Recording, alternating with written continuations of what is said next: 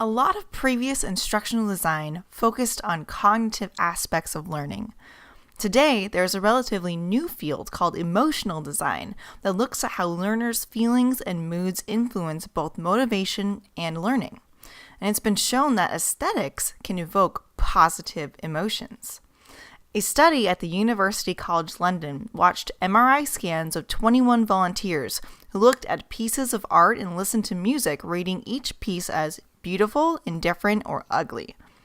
As they listened to the symphonies and looked at Monet, their brains lit up like Christmas trees consistently in a very important area, the medial orbital frontal cortex, the part of the brain that is involved in creating our emotions and our feelings of reward and pleasure.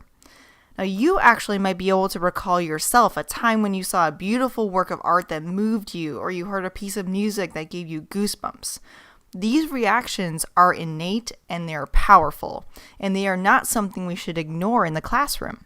In fact, positive emotions potentially elicited from well-designed course materials are important for learning, and they've been shown to contribute to creativity and innovation. How can positive emotions from good design impact your students? First, good design enhances the value of your course materials. Another study found that we have an aesthetic appraisal center in our brain, the anterior insula, that helps us decide whether or not an object or image is going to benefit us and be useful to us. The study concluded that the aesthetics of each object influence the object's value because they perceived it to be of more benefit to them.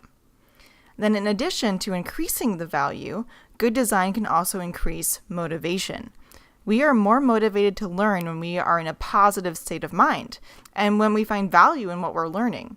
And what did we just learn helps elicit those positive emotions and values? Good design. Finally, Donald Norman, the author of Emotional Design, found that people perceived well-designed objects as easier to use.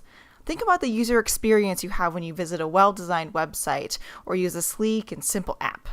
Our first impressions really influence our perception of the difficulty involved in a task.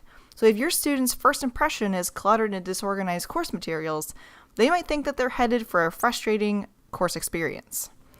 Now that we have learned why good design is crucial for our emotions and perceptions, let's explore in the next video how design affects our cognitive abilities to learn.